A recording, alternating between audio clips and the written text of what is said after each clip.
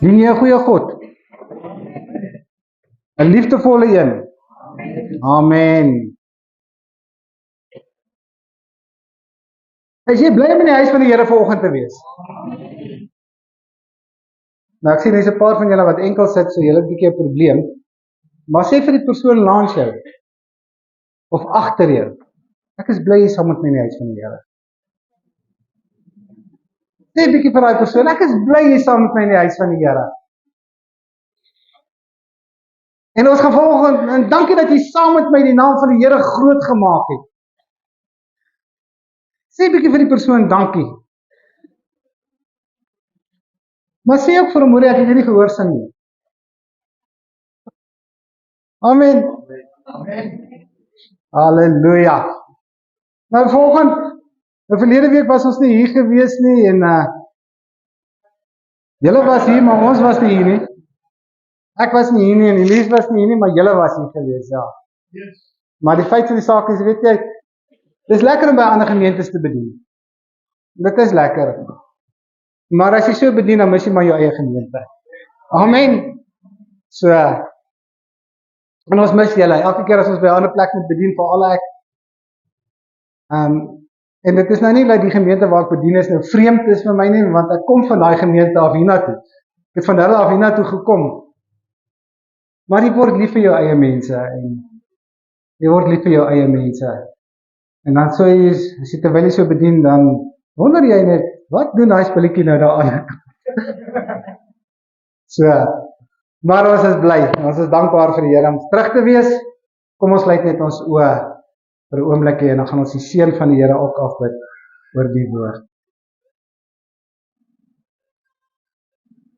Ons Hemelse Vader, baie dankie ook vir die woord. Dankie dat U met ons praat deur U woord. En dankie ook deur die woord dat U vir ons sê, U is lief vir ons. Maar baie dankie ook dat U ons baie keer waarsku deur U woord. Omdat U vir ons lief is, waarsku U ons. En Vader, vanoggend wil ek vra dat die Heilige Gees hierdie woord sal bring. En nie ek nie. Dat ek maar net die instrument sal wees in U hand. Sodat U naam verheerlik sal word. Ons sê vir U dankie daarvoor, in die wonderlike naam van ons Koning Jesus Christus. Amen. Amen. Vanoggend wil ek met jou praat oor die bloed van die lam. En kom ons gaan onmiddellik sommer lees daaruit Openbaring vanaf hoofstuk 7 vanaf vers 9, 13 en tot by 15. Openbaring 7 vers 9. En daarna het ek 'n groot menigte gesien wat niemand kon tel nie. Hulle was van elke nasie, stam, volk en taal en het voor die troon en voor die lam gestaan. Hulle het wit klere aangetree en daar was palmtakke in hulle hande. En een van die ouderlinge vra toe vir my: "Hierdie mense met die wit klere aan, wie is hulle en waar kom hulle vandaan?" "Ek weet nie, meneer," sê ek vir hom, "maar u weet." Hy sê toe vir my: "Dit is die wat uit die groot verdrukking kom. Hulle het hulle klere gewas en dit wit gemaak in die bloed van die lam. Daarom is hulle voor die troon van God en dien hulle hom dag en nag in sy tempel. En hy wat op die troon sit, sal by hulle bly." Nou Johannes sit op 'n eiland, Patmos, en ons weet Jesus Christus het aan hom verskyn. En nou sien hy een van hierdie gesigte waar ouderling met hom praat. 'n Klomp mense loof en prys God. Hulle is voor hom in sy troonkamer. En hulle loof en prys hom. En hierdie is iets op die toekoms wat nog gaan gebeur, wat hy gesien het, wat nog gaan gebeur. Ons is nog nie daar nie, dit gaan nog gebeur. Nou sê hy, dis verskillende nasies, verskillende stamme, verskillende tale, hulle is daar besig om die Here in die hemel te verheerlik. Maar wie is hierdie mense? En veral, hoekom praat hy van wit klere? Hoekom sê hy, hulle het wit klere aan? Hoekom praat hy oor hulle klere? En hy verwys nie eintlik nie hier na fisiese klere nie.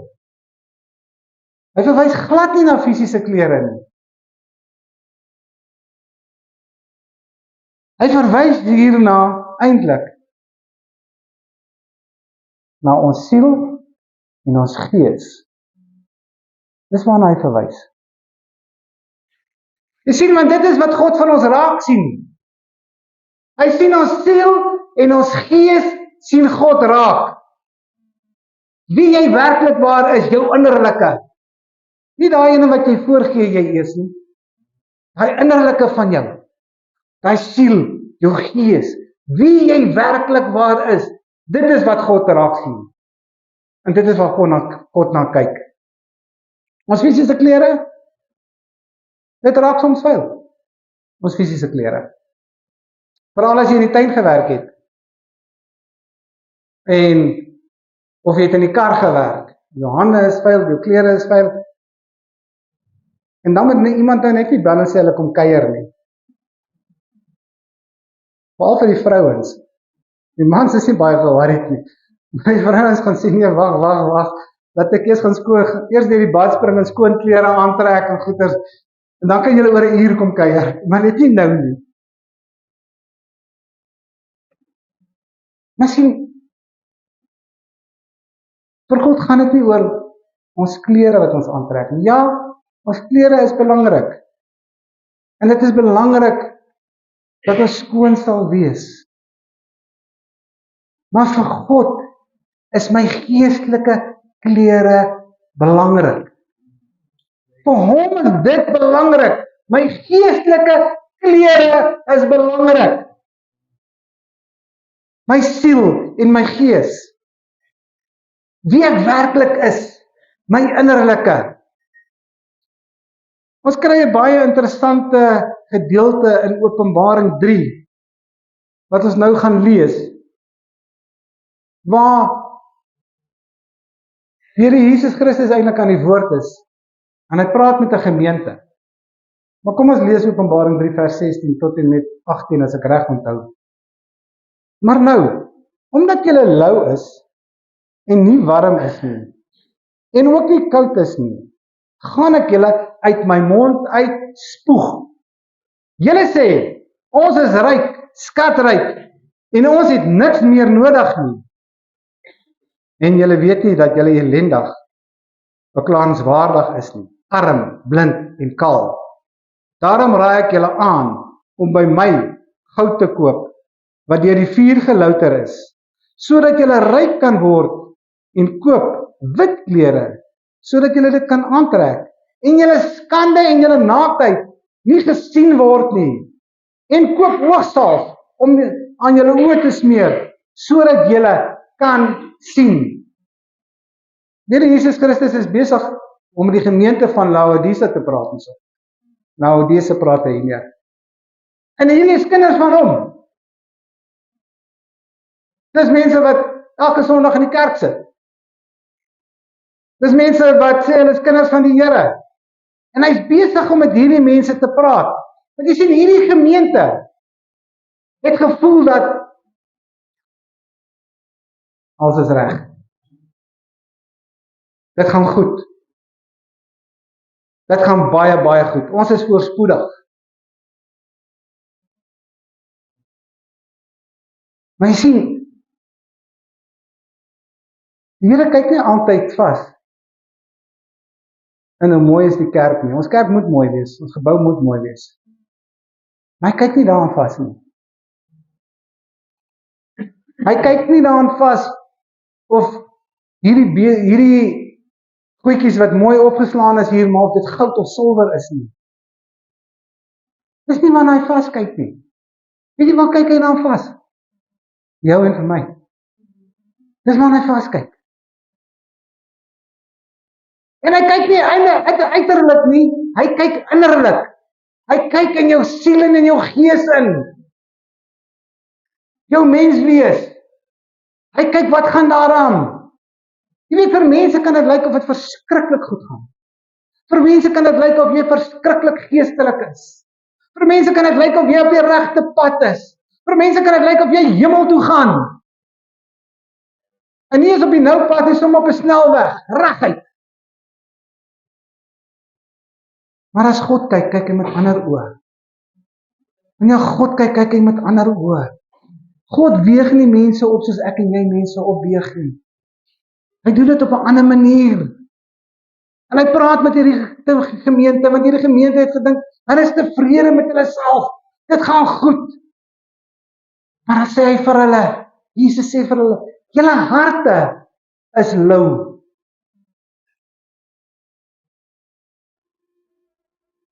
En omdat jy lou is, gaan ek jou uit my mond uitspoeg. So wat sê hy? Nie almal wat sê ek, Here, Here, gaan hemel toe nie. Dis wat hy sê. Nie almal wat sê, Jesus, Jesus, gaan hemel toe nie.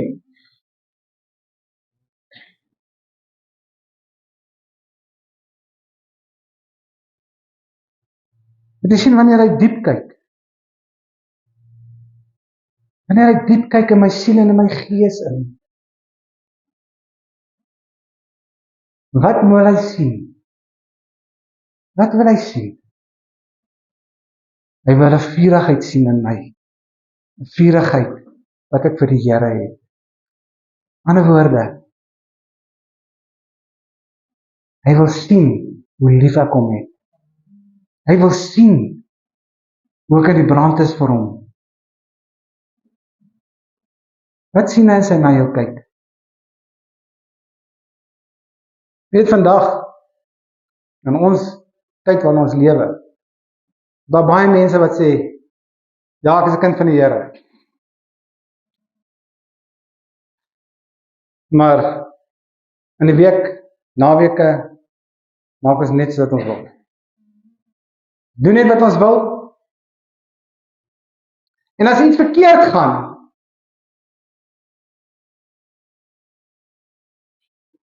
dan is die mense vinnig om te sê,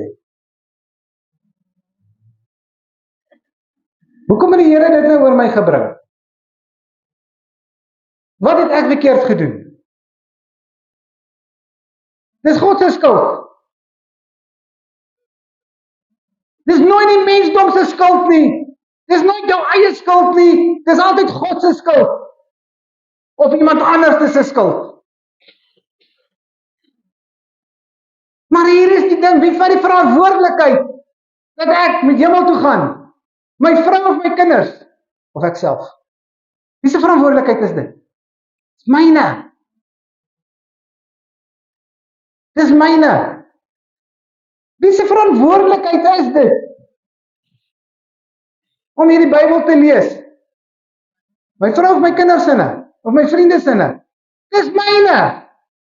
Wie se verantwoordelikheid is dit om gereeld in God se teenwoordigheid te gaan? Myne. Wie se verantwoordelikheid is dit om gereeld op my knieë te wees? Myne. Maar nee. Ons is so vasgevang in tyd. En eers as ek praat van tyd, dan praat ek sommer van myself ook. Want ek moet dit doen en ek moet dit doen en ek moet dit doen en ek moet dit doen en ek moet dit doen. En as ek dit gedoen het en dit gedoen het, dat ek vergeet van dit wat ek beplan het om vir die Here te doen. Ek het nog beplan, ek wil hospitaal toe gaan. Ek wil by iemand se bed gaan staan en vir daai persoon gaan bid. En as ek weer kyk, dan is dit 8:00 in die aand. En as ek terugkyk oor my dag, was my dag produktief geweest? As jy mooi gaan uitkyk, was jou dag eintlik nie produktief geweest nie. Want my dag is eintlik produktief wanneer ek doen wat die Here wil hê ek moet doen. Dan is my dag produktief. Dit is interessant. Wanneer ek doen wat die Here wil hê ek moet doen, en gehoorsaam aan hom, sal jy sien hoe verander hy jou tyd, dat jy kan alles inpas in daardie dag. Jy kom nog by alles uit ook. Dan stel dit op die proef. Ekskuus, ek is nou 'n bietjie van die woord af.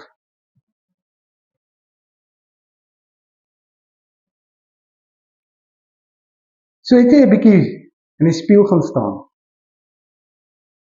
Ek weet ons almal hou daarvan om in die spieël te staan. Veral ek. Myself so kyk. Dit is my ma se mooiste kind hoor.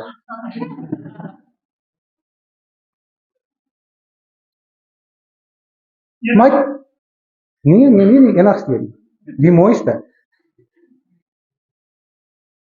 Ons is daarom 6 gewees. Maar veral 6 ek die mooiste. Het jy 'n bietjie vir jouself in die spieël gekyk behalwe om te kyk hoe mooi jy is, né? En vir jou 'n bietjie self gevra. Wat sien God? Wat sien God?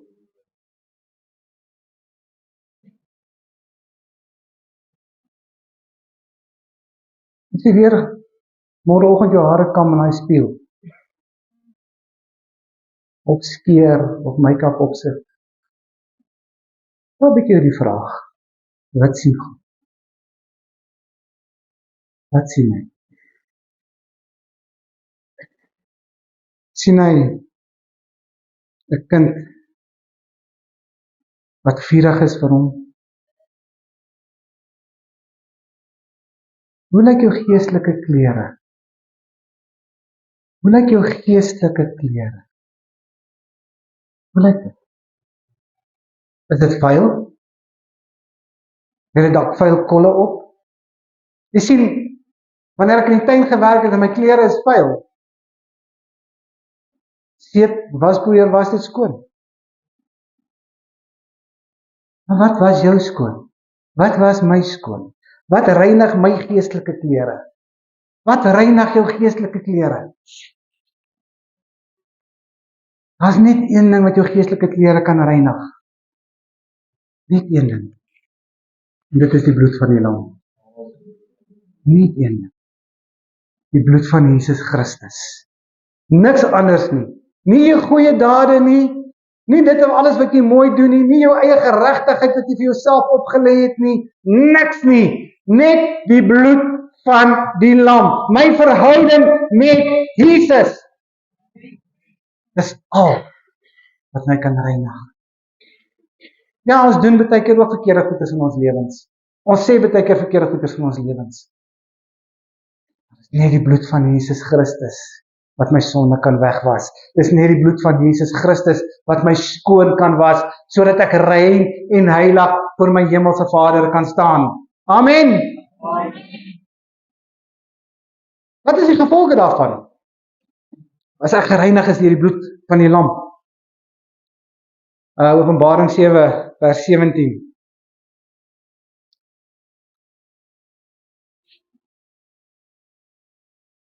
Daarom is hulle voor die troon van God en hulle dien hom dag en nag in sy tempel.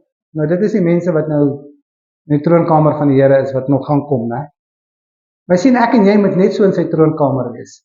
Ons moet hom dag en nag dien. Nee. Maar hoor wat sê hy?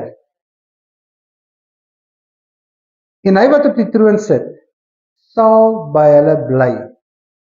Die ander vertalings voeg aan, en dis nie op die bord nie, die ander vertalings voeg by, hy sal sy tent oor hulle oopspan, of die ander wat hulle byvoeg, hy sal sy tent by hulle opslaan. Dis wat hulle byvoeg, die ander vertalings, hierdie is interessant. So, hierdie vers handel oor die kinders van God vanaf die toekoms. Maar die waarhede wat in hierdie teksvers is, die waarhede kan ons vandag van toepassing maak op onsself van hierdie teksvers. Die feit dat die bloed ons van Jesus ons gereinig het. Gee vir my die voorreg om God se troonkamer in te kan gaan. Hoe gaan ek deur God se troonkamer in? Deur my gebed. Deur my praat met hom. Deur my kommunikasie met hom. Maar ek wil vir u ook sê, as ek God se troonkamer met 'n opregte hart benader, En as opregtheid in my hart wanneer ek bid,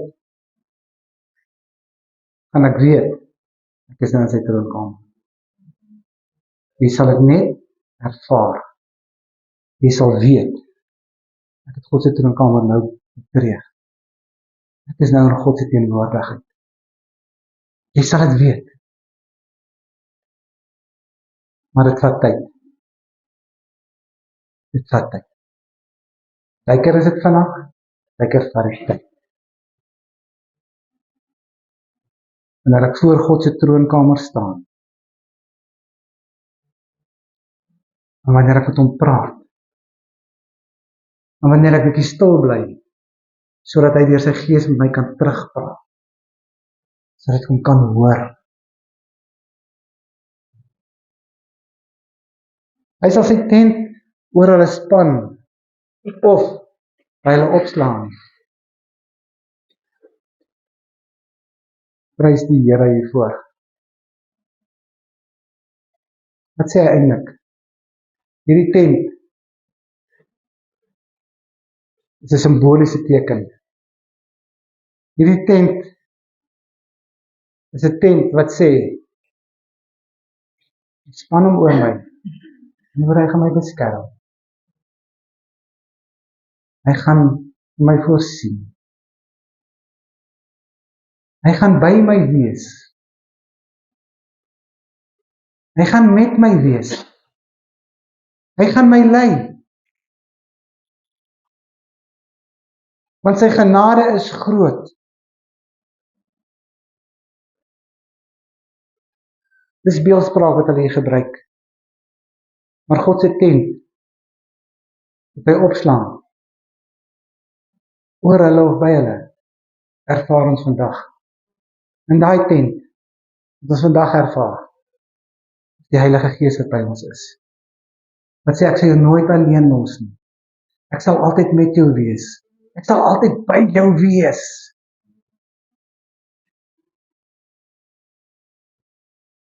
Hoe lyk jou geestelike klere? Ek gaan afsluit met die volgende teksgedeelte. Hebreërs 9 vers 14. Hoeveel te meer sal die bloed van Christus, wat homself deur die ewige Gees as vleklose offer aan ons geoffer het, ons gewete, en ons sonde, reinig van dooie werke, sodat ons die lewende God kan dien. As die bloed van die lam, wat my gereinig het, dan kan ek God dien.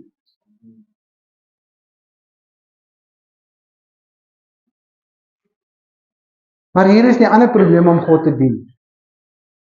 Ons dien God op ons voorwaardes, op ons terme, op my tyd, wanneer ek wil. Sê God, daai gemeente van Laodicea, het God gedien. Maar toe begin hulle op hulle terme, op hulle manier van goed doen.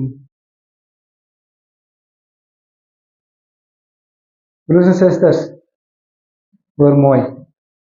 God is 'n jaloerse God. Hy deel nie sy kinders met 'n wêreld nie. Maar moet ook nie met sy genade speel nie. Want hierdie gemeente van Laodicea is nie 'n denkbeeldige gemeente nie. Hierdie 7 briewe wat hy geskryf het in Openbaring, daai gemeentes het almal bestaan. En daai gemeentes bestaan vandag nog.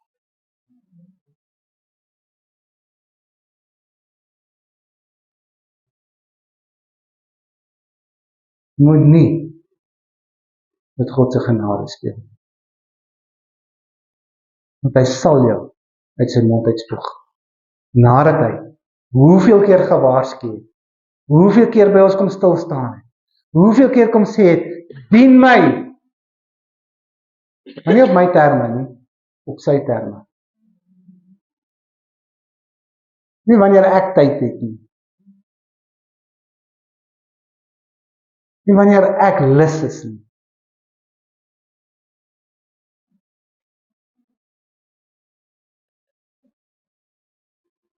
Dink net hoe gaan jy lyk vir die een wat kos maak in jou huis, as daai persoon vir 'n week lank nie lus is om kos te maak nie.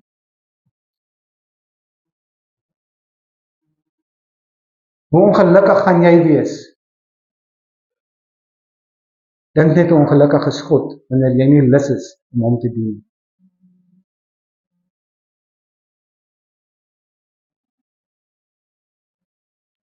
Broers en susters,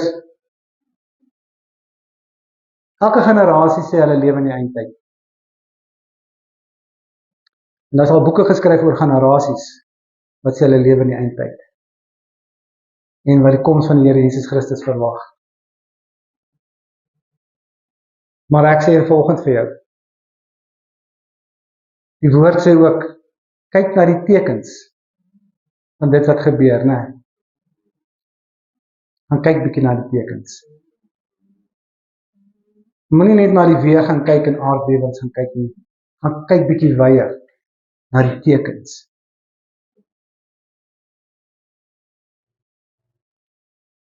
Van die 90er jare af het goeders so vinnig versnel. So vinnig versnel.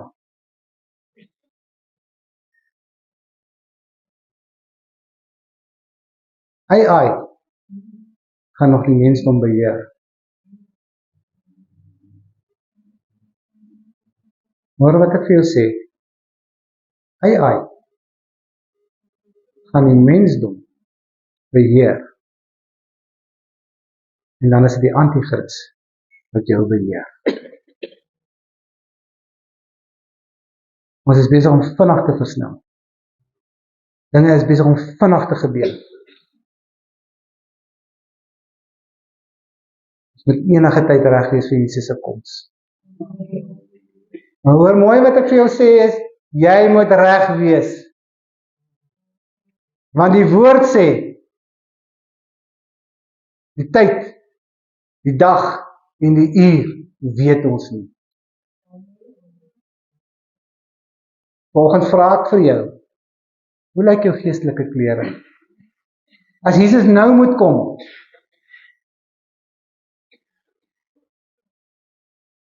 kan jy sê, Abba Vader, dankie dat Jesus gekom het. Of sit jy met 'n bekommernis in jou hart, dat jy dit nie dalk gaan maak nie. Dat jy dalk gaan agterbly, wanneer hy sy kinders kom haal.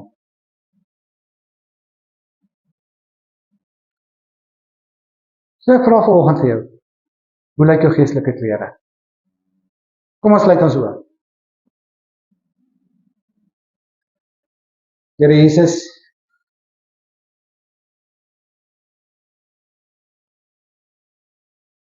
dankie dat ek kan vra dat die Heilige Gees die naprediker van hierdie woord sal wees. En wanneer ek hierdie woord bedien het, praat ek met myself ook.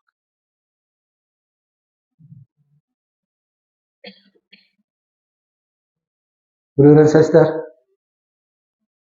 hoe lyk jou geestelike klere? Is hulle wit, skoon en rein? Of is daar kolle op? Kolle van sonde? Of is hulle vuil van sonde?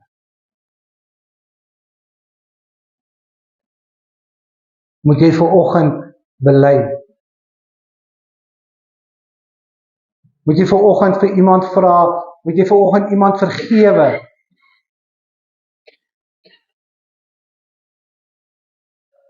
En as jy daar in jou bank sit vanoggend, en selfs vir jou by die huis wat na hierdie preek luister, vra vir die Heilige Gees om te openbaar aan jou, as daar enige sonde is, of as daar enige persoon is wat jy nog nooit vergewe het, en dat jy weet jy moet daai persoon vergewe, sodat jy nie 'n onvergewenshart het nie.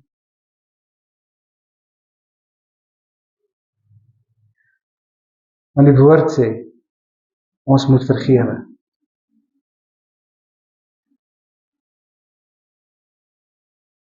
Want Jesus ons vergewe.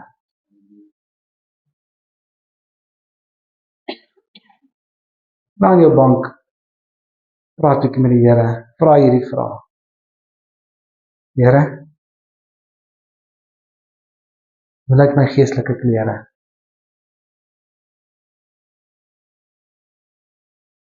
Heilige Gees, praat asseblief vanoggend met my.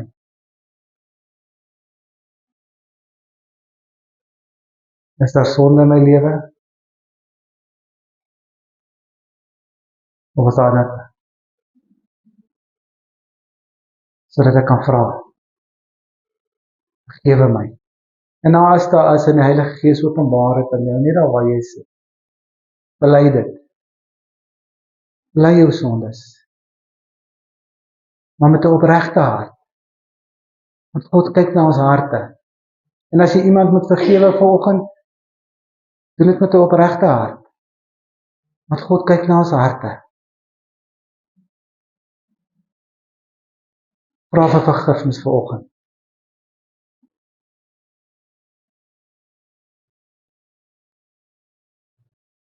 Ons Hemelse Vader, ons sê vir U baie dankie vir die voorreg wat ons het om na U troonkamer toe te kan kom. Dankie dat ons om vergifnis kan kom vra vir ons sondes. En dankie dat die woord ook sê U is getrou en regverdig om ons te vergewe as ek 'n opregte hart het. Dankie Jesus vir U bloed wat ons sondes weg was. Dankie Jesus vir U bloed wat my reinig omdat ek bely het.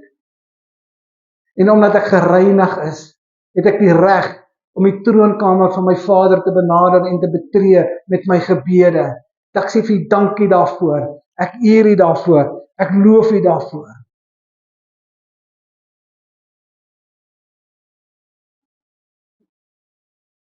Vader, baie dankie dat U 'n liefdevolle Vader is. Ek eer U daarvoor in die naam van Jesus, my koning en my verlosser. Amen.